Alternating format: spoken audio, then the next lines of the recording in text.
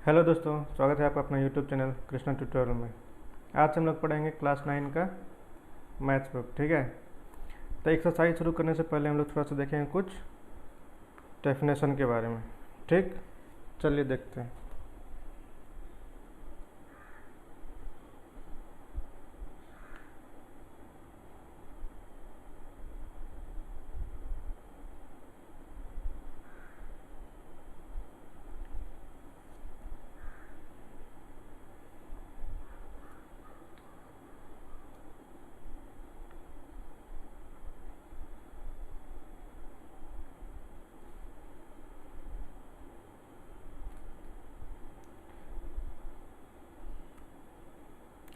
प्राकृत संख्या किसे कहते हैं? प्राकृत संख्या वस्तुओं को गिनने के लिए जिन संख्याओं का प्रयोग किया जाता है उसे हम लोग क्या बोलते हैं? प्राकृत संख्या कहते हैं। जैसे वह 1 2 3 4 हम लोग क्या हो गया हम लोग का प्राकृत संख्या। ठीक है, उसी तरह हम लोग का क्या है? पूर्ण संख्या। पूर्ण संख्या क्या होता है? प्राकृत संख्या में अगर हम शून्य लगा देंगे तो वो हमारा क्या हो जाएगा? पूर्ण संख्या। ठीक है, जैसे 0 1 2 3 4 ये सब हमारा क्या हो गया? पूर्ण संख्या। ठीक है, सम संख्या। सम संख्या किसको बोलते हैं? सम संख्या वैसी संख्या जो 2 से पूर्णतः विभाजित हो जाती है उसे हम लोग क्या बोलते हैं? सम संख्या कहते हैं। जैसे 2 4 6 8 इत्यादि। ठीक है, विषम संख्या। विषम संख्या किसको कहते हैं? वैसी संख्या जो 2 से पूर्णतः विभाजित नहीं होती है उसे हम लोग क्या बोलते हैं? विषम संख्या। जैसे 1 3 5 7 इत्यादि।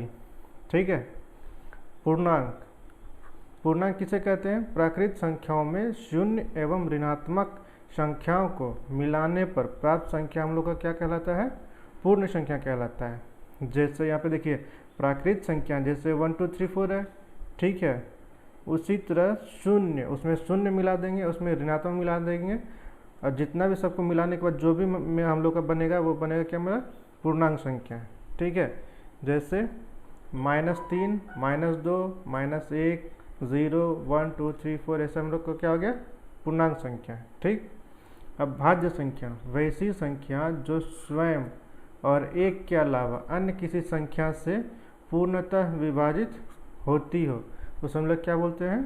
भाज्य संख्या। जैसे 4 6 8 इत्यादि। ठीक है, उसी तरह अभाज्य संख्या। अभाज्य संख्या वैसी संख्या जो स्वयं और एक के अलावा अन्य किसी से विभाजित नहीं होती हो। ठीक है, उसे हम लोग क्या बोलते हैं?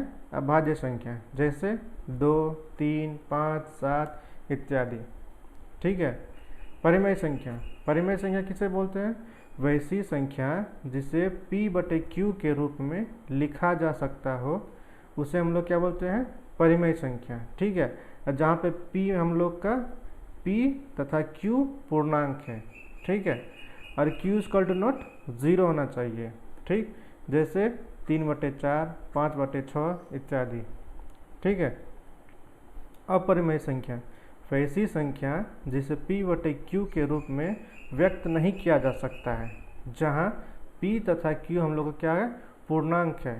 ठीक है, और q = नॉट 0 है उसे हम लोग क्या बोलते हैं? अपरिमेय संख्या। जैसे √2 √5 इत्यादि। ठीक है, वास्तविक संख्या। वास्तविक संख्या किसको बोलते हैं? सभी परिमेय वास्तविक संख्या। वास्तविक संख्या किसे कहते हैं? सभी परिमेय तथा अपरिमेय संख्या वास्तविक संख्या कहलाता है। ठीक है, जैसे 2 4 6 √7 +4 -2 इत्यादि। ठीक, काल्पनिक संख्या। काल्पनिक संख्या किसको कहते हैं? ऋणात्मक संख्याओं का वर्गमूल लेने पर जो संख्या बनती है उसे हम लोग क्या बोलते हैं? काल्पनिक संख्या। जैसे -√2 -√5 इत्यादि। ठीक है, ये हम लोग का आ गया थोड़ा सा कुछ परिभाषा। अब चलते हैं एक्सरसाइज की ओर। ठीक है, ये एक्सरसाइज 1.1। ठीक है, इसमें क्या बोलता है? क्या शून्य एक परिमेय संख्या है? क्या इसे आप p/q के रूप में लिख सकते हैं, जहाँ p और q पूर्णांक है और q = नॉट 0 है। ठीक है, तो यहाँ पे लिखेंगे हाँ, शून्य एक परिमेय संख्या है। ठीक है,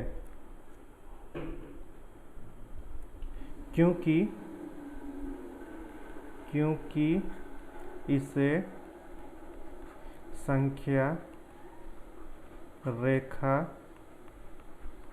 पर प्रदर्शित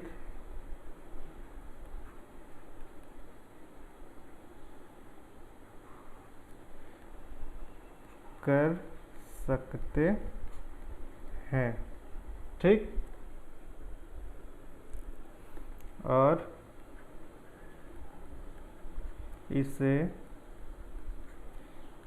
P/Q के रूप में लिख सकते हैं। ठीक है, 0 को P/Q के रूप में व्यक्त करने पर, ठीक है, 0 को अगर हम P/Q के रूप में व्यक्त करेंगे तो वो कैसा होगा। ठीक, यहाँ पे लिखेंगे 0/1। ठीक है, 0/1 प्राप्त होता है। ठीक है, जहाँ P = 0 है। ठीक, तथा Q = में हम लोग का क्या है, 1 है। ठीक, और Q = नॉट 0 है। ठीक, तो इसीलिए हम लोग का ये क्या हो गया, 0 एक परिमेय संख्या है। इसीलिए 0 एक परिमेय संख्या है। ठीक है, ये क्वेश्चन नंबर 2। क्वेश्चन नंबर 2 में क्या बोलता है, 3 और 4 के बीच 6 परिमेय संख्या ज्ञात कीजिए। ठीक है, तो हम लोग कितना परिमेय संख्या निकालना है, 6 परिमेय संख्या। तो हम लोग इससे एक ज़्यादा मान लेंगे। ठीक है, तो 6 है तो हम लोग कितना मान लेंगे, 7 मान लेंगे। तो यहाँ पे लिखेंगे हमें 6 परिमेय संख्या प्राप्त करना है। ठीक है, यहाँ पर लिखेंगे इसीलिए 6 + 1 बराबर कितना आ गया, 7।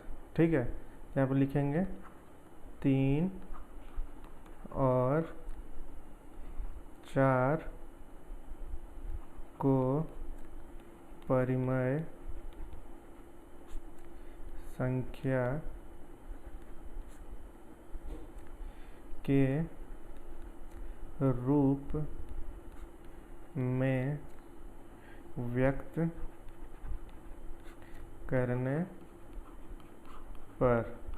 ठीक है, तो ये हम लोग क्या हो जाएगा, 3/1 और 4/1।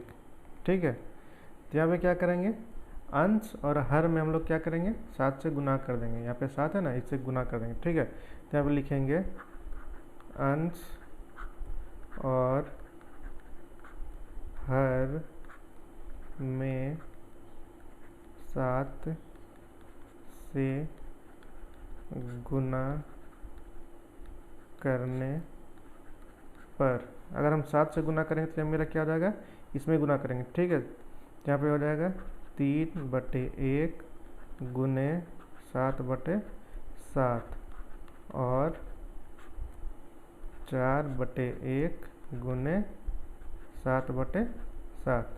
ठीक है, तो ये हम लोग का क्या हो जाएगा, 7 21/7 और 28/7। तो ये दोनों के बीच हम लोग को 6 परिमेय संख्या निकालना है। ठीक है, ये दोनों के बीच 21/7 और 28/7 के बीच। तो यहाँ पर लिखेंगे अतः 21/7 और 28/7 के बीच 6 परिमेय संख्या। क्या हो जाएगा हम लोग का, यहाँ पे 21 है तो 21 के बाद क्या हो जाएगा 22/7, 23/7, 24/7, 25/7, 26/7 और 27/7। 21 से 28 के बीच मेरा क्या था 22, 23, 24, 25, 26 और 27। ठीक है, तो यहाँ कितना हो गया 1, 2, 3, 4, 5, 6। हम लोग का 6 परिमेय संख्या आ गया। ठीक, तो ये हम लोग का क्या आ गया आंसर। ठीक है, 3 क्वेश्चन नंबर 3 में क्या बोलता है 3/5 और 4/5 के बीच 5 परिमेय संख्या ज्ञात कीजिए। ठीक है, तो यहाँ पे क्या है 3/5 और 4/5 के बीच हम लोग को कितना परिमेय संख्या निकालना है 5 निकालना है। ठीक, तो जब 5 निकालना है तो उससे एक हम लोग क्या करेंगे ज़्यादा मान लेंगे। ठीक है, यहाँ 3/5 और 4/5 दोनों में हर समान है और 5 परिमेय संख्या प्राप्त करना है। ठीक है, यहाँ पे लिखेंगे इसीलिए 5 + 1 कितना हो जाएगा 6। ठीक, यहाँ पे लिखेंगे 3/5 और 4/5। ठीक, यहाँ पे फिर से लिखेंगे अंश और हर में 6 से गुना करने पर। ठीक है, अंश और हर में हम लोग क्या करेंगे 6 से गुना कर देंगे। तो यहाँ पे लिखेंगे यह 3/5 गुना 6/6 और 4/5 गुना 6/6। ठीक है, तो यहाँ पे हम लोग का क्या हो जाएगा 6 × 18 अब बटे 6 × 5 = 30। ठीक है, तो यहाँ पे लिखेंगे 18/30 और 24/30। ठीक है, तो यहाँ पे लिखेंगे क्या अब हम लोग के 18/30 और 24/30 के बीच हम लोग को परिमेय संख्या निकालना है, वो भी 5। ठीक है, तो यहाँ पे लिखेंगे अतः 18/30 और 24/30 के बीच में 5 परिमेय संख्याएं। क्या जाएगा हम लोग का यहाँ पे 18-24 के बीच निकालना। ठीक है, तो यह हो गया 19/30, 20/30, 21/30, 22/30 और ये लास्ट हो गया 23/30। ठीक है, ये हम लोग को क्या हो गया आंसर। ठीक, देखिए क्वेश्चन नंबर 4 क्वेश्चन नंबर 4 में क्या बोलता है, नीचे दिए गए कथन सत्य है या असत्य, कारण के साथ उत्तर दीजिए। ठीक है, यहाँ पे जो नीचे दिया गया है जो कथन ये सब जो है, ये हम लोग का सत्य है या असत्य है, इसका कारण देते हुए हम लोग को बताना है। ठीक है, यहाँ पे लिखेंगे, यहाँ पे क्या है, जैसे पहला नंबर में क्या है, पहला नंबर में प्रत्येक प्राकृत संख्या एक पूर्ण संख्या होती है। ठीक है, तो ये सत्य है या असत्य है, तो ये सत्य है। क्यों, तो यहाँ पे लिखेंगे क्योंकि पूर्ण संख्याएं में सभी प्राकृत संख्याएं शामिल है।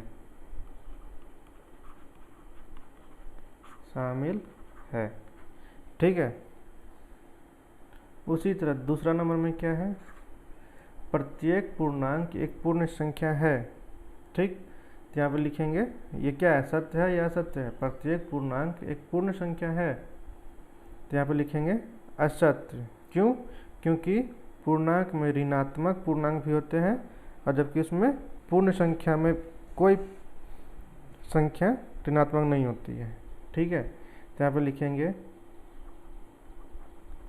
क्योंकि पूर्णांक में ऋणात्मक पूर्णांक भी होते हैं, जबकि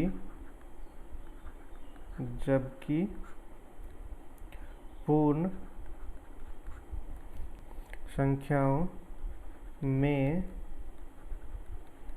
कोई भी संख्या ऋणात्मक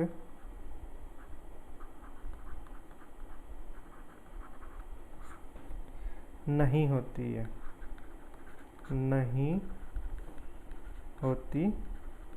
है।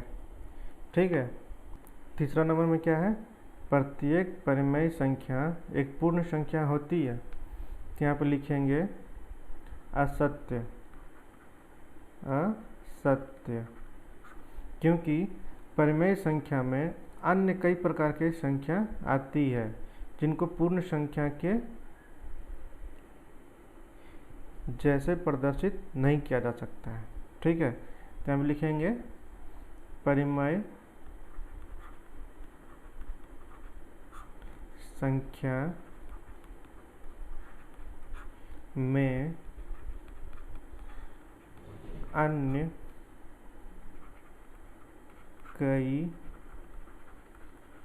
प्रकार के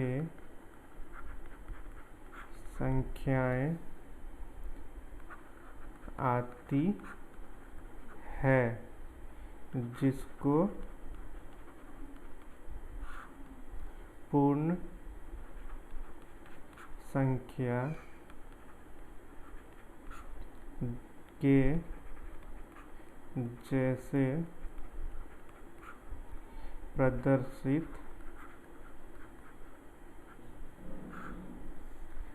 नहीं किया जा